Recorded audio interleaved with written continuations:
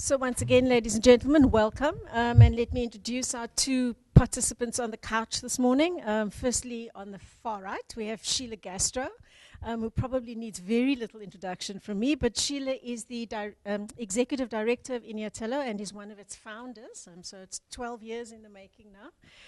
Next to Shelagh, we have Francois Bonnici. I hope I said that correctly.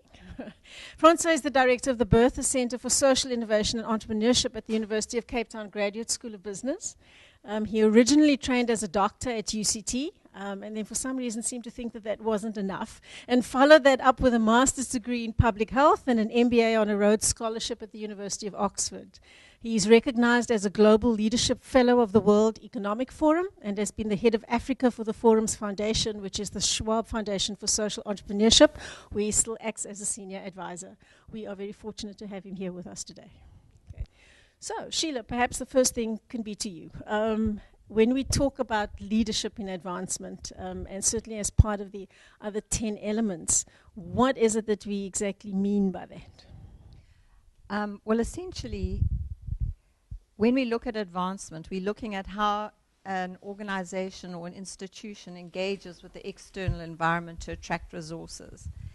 And the leadership is critical in that. A leader, besides being accountable to the board and doing the strategy for the organization, does a huge amount of that external relationship building. And in many ways is the face of the organization. So when an organization decides to choose a leader, it's very important that they choose someone who represents the values of the organization so that the external world feels there's a match, and that that person can engage with that external world and find the partnerships that you need.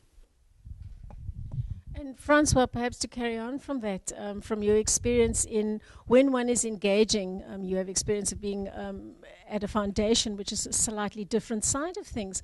How important is the leadership of an organization when a foundation looks to engage with or to deal with or to participate or collaborate with an organization?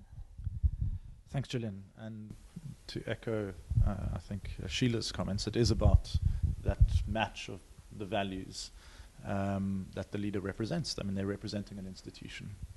And I think what's very useful about Inyathelo's mission to promote this concept of advancement is that it is about, from a foundation and a civil society organization, it's about creating a relationship together about how and what to act on and how to move forward.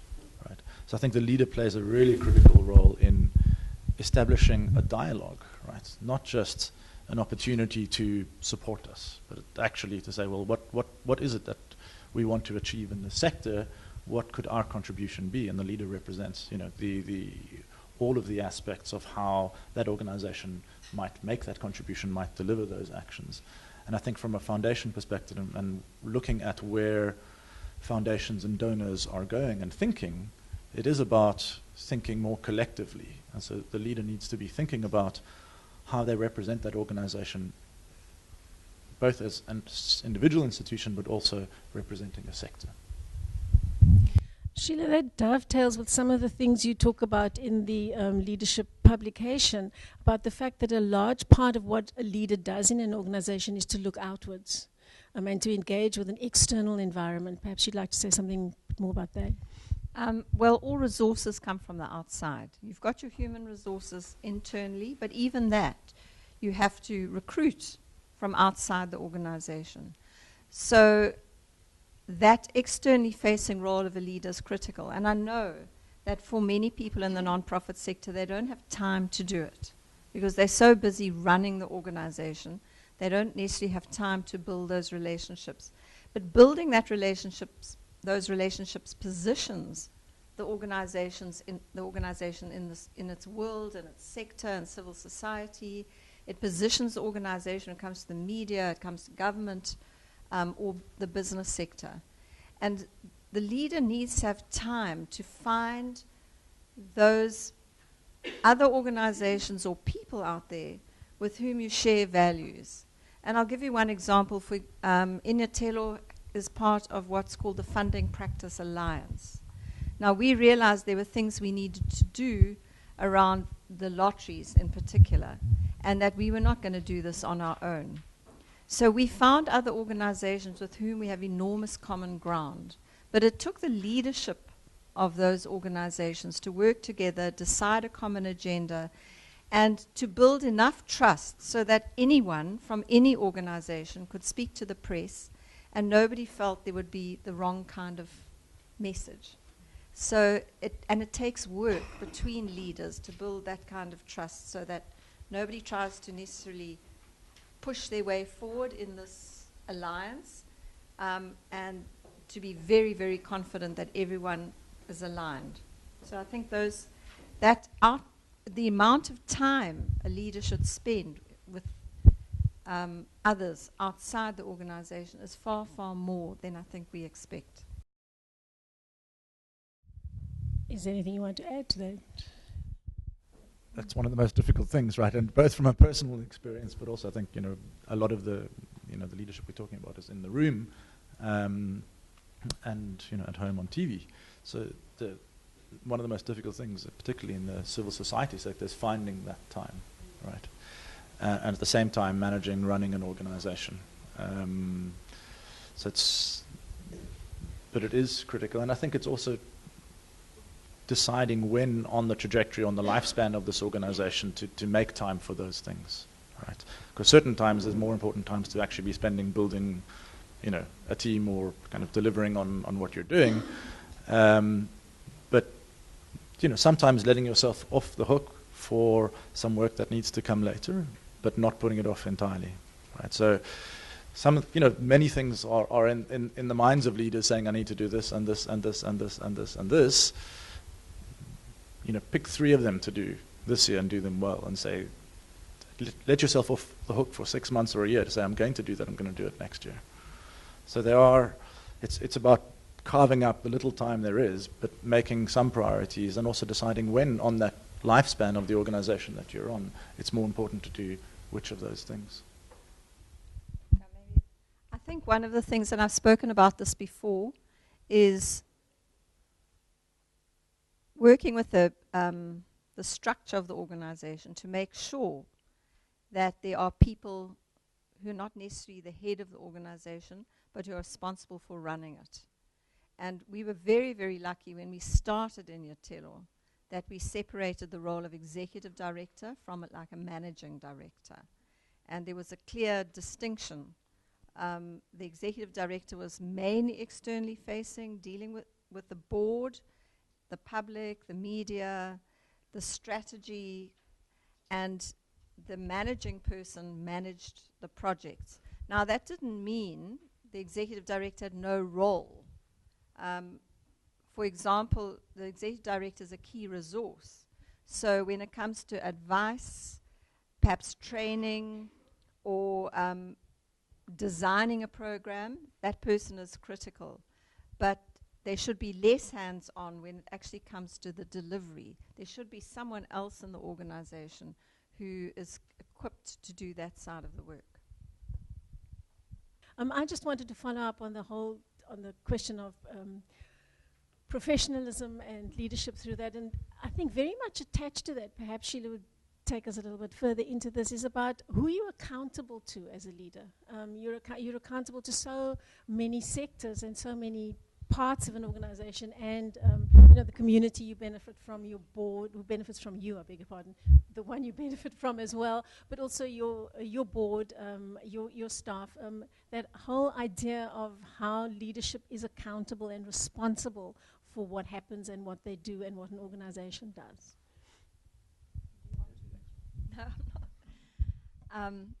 Obviously, there's the standard accountability, the sort of legal accountability. So usually the leader of an organization has been employed by the board, and you're accountable to the board. And some boards are quite involved with the organization, some boards are quite standoff. For me, the critical link in the board is the relationship between the leader of the organization and the board chair. And I found, for example, our board chair has been an incredible person to engage with, think strategically with, she's the one person I'll go to when I have a problem, and we'll talk about the best way through that. And I think to have a relationship with the board, and particularly the chair, is very, very important. Other accountability externally is you're the face of the organization. So you're accountable in a way to the organization for what you say externally, what you write, what you say on radio, what you say to your community, what you say to beneficiaries. And I think a great deal of care needs to be taken to make sure that when you represent the organization, that you're very clear what it stands for, what its values are, etc. The other role is what do you do in terms of what is your accountability to your staff, for example. For me, I try not to get involved with staff issues. I always feel that that's very much the role of management in the organization. But because I'm responsible to the board, I have to have oversight. And certain things have to be put in place. So there need to be policies that need to be put in place, procedures, whether it's about leave or borrowing laptops or the use of the premises, the use of computers, all those kind of systems and processes have to be put in place. The other thing I'm accountable for is money. And so we have very tight systems around money and how many signatures are required before you can pay out the money. And it's really up to the leader to make sure whoever's managing the money is equipped to do it and does it efficiently. So those are some of the issues. The big thing for me, though, is very often just general oversight of the organization. And so, for example, we're running a program. I'll get a sense that maybe the delivery of that program is going into a bit of a speed wobble. And then I will step in to make sure that we pull it back off the edge. But the important thing is to work to understand when you micromanaging or when there's just oversight. And sometimes that can get a little bit muddled. As usual, Sheila's covered most of it. I'll unpack three pieces which I think are interesting. So one, internally, I think the accountability to the staff is also about developing them. Right? So accountability is also responsibility. Right? So you've potentially hired these people, you're employing them. Where are they going with their lives and their careers? How are they growing to make your organization a better organization? We haven't spoken a little bit about, don't like the word beneficiaries, but the people you are gearing towards serving ultimately the purpose of your work. I think what we're heading towards is a set of accountability and mechanisms about how we become more accountable to that community, that population. And is it about finding a representative on your board? Is it about finding dialogue sessions to get feedback on your work? So they're thinking about accountability more than just kind of the funders and the board, but also about the sector you're working in. And then finally, when it does come to board, I think the role of a leader, and some of you will experience this, if you come into a new organization that's got an established board, if you're wanting to develop new strategies, finding a way that sometimes one needs to actually have a dialogue with the board about where the board is going. And sometimes it is the role of the leader to help evolve a board, transform a board, educate a board. And in the sector that I work in, social innovation is often on the edges of these different sectors, and where there is a lot of uncertainty, discomfort, legal questions. And in that realm, there's a big role for the leader to be working with the board to explore if an organization is looking for a new direction or a new strategy, to work with the board to get there. Well, perhaps we'll just extend this a little bit, and Shelagh, perhaps you'd want to say something about the fact, we're falling into the realm of governance to some extent, and about how boards and leaders together need to kind of find that vision for the organization. And often I think we appoint, or people are appointed to boards without perhaps fully understanding that role in an organization, as opposed to, it's not just about bringing, being a lawyer and bringing some of your legal practice or your legal skills to a board, but also about how you transform what that board does and how it thinks along with the leader for an organization. Yeah, I think there's the theory and then there's the practice. What I do know about the civil society sector is that getting people to serve on boards is difficult because we don't pay them. And because they're voluntary, it just means a lot of other things often take priority. So when a board meeting comes along, they're not all there. My advice always is don't necessarily go for the famous people or the politically connected people. You want people who'll actually arrive at board meetings, who'll participate in the events of the organization, and who really feel part of the organization. That's far more important than having any big names associated with you. If you want to have a big name, then ask them to be a patron. They don't have to come to meetings. They just lend the name to the organization. They don't necessarily have any power, though.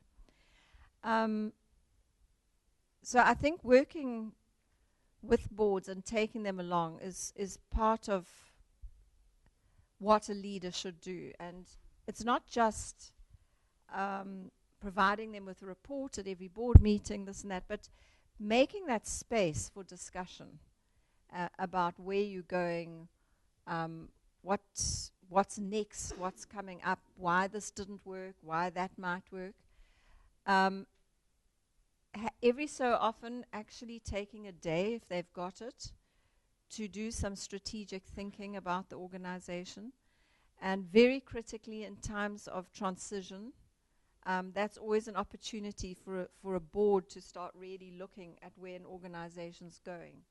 So, for example, Inyathelo is moving to a new space. So there's been a lot of discussion around what's going to happen in that space. So that discussion's happened amongst staff, but it's also happening with the board. And new thinking very often can emerge from the board. What is also important about boards is that as you need new faces in an organization, so it's important to have new faces on the board.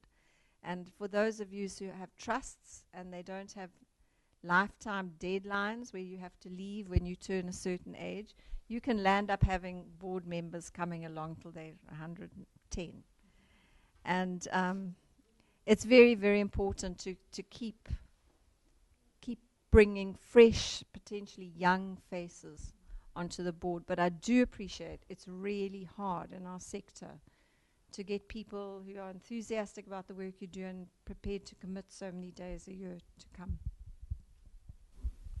Add one more strategy to that is sometimes those processes do take time to transform a board or to work with an organization. And thinking about creating less formal roles of people that you might want to help you, because essentially the leadership role is sometimes a lonely role, right? And you need your own support. So it's also about building your support mechanism. And sometimes the board is a support mechanism, and sometimes it's yet another thing to do and work with and work on. So if you do have maybe one or two board members, maybe the chair that you can work with, that's a fantastic relationship. If you don't have that, what are you going to do? So creating an advisory board or creating individuals, the patron, if it's a really high-end celebrity, that's a different purpose, I think. I think what you need is either someone in the sector or someone that you respect as a mentor or someone that you can call on. But that doesn't necessarily have to get bogged down in having to come to quarterly meetings and being, having the legal and financial responsibilities of being a director or a board member. And I think that certainly is a very, very useful thing to think about, because it's also someone you can just call on when and as you need them. So the burden for them also is not that much. Can I just add to that? I think being the executive director or CEO of a non-profit in particular is a very, very lonely place. And I've had quite a lot of people who come to Inyathelo as part of our clinic saying, where to from here? There are not a lot of people to confide in. And I do think that working with peers is an incredible experience. And building those relationships with other organizational leaders, so that there's always a shoulder to cry on or someone to share your experiences with. And I really would encourage you to do that. I really would like to open up the floor to any questions or comments from anybody in the room. So, right, there we go. Yes. My question is this: I very much find myself stuck in the moment where I need to make more of the transition between management and leadership, because my time is not enough. What size should the organization be? Is it financial? Is it got to do with people? How many people? When do you determine it's time to actually put a person in place, a program manager or an executive person, so that you can be released to lead properly? It does depend, right? I mean, I think it depends on what's the relationship and the discussion you're having with your board. What's the strategy for where you're going, and do you have the resources to make it happen? I mean, if you can do it from day one, then, as Shelagh said, but I think we were all sitting here a bit flabbergasted when she said she was able to do that from day one, because most organizations can't do that. Is there a size? So I think if you look at the growth of organizations, there's like a kind of a growth cycle. And around 20 is when organizations start to get beyond one person being able to cope with actually doing everything in that leadership role. So I'm not saying that's the number, but that is one of the turning points of complexity, where organizations do get to a stage of needing to. But you might respond to that in a number of different ways. So one route is, have a managing director or create a leadership team. So the other thing is what you could start doing is, if you don't have the resources necessarily to hire someone new, can you create a leadership team of the existing people that play jointly that management function, that then frees the director or the executive director up to be kind of more on the leadership side? I'm very new to this, so I'm from the Integrated Spring Project, and what I'm seeing just from the business world that I used to be is that a lot of structure, how you structure things often makes a huge impact. And coming into this world, I've seen there's so many ways one can structure it. I wonder if this is a long shot, but is there any types of structures that you have found, like in other words, voluntary association or trusts, or that work better in certain conditions? Or is that, so variable you can't answer that? When you're deciding what structure you're going to have, when you're starting off, your voluntary association is really good for membership-based organizations or community-based organizations. And your leadership is then elected at an AGM or maybe every second year. So you'll have a leadership committee, possibly with a chair, and those are the people who run the organization. So it answers a very different need.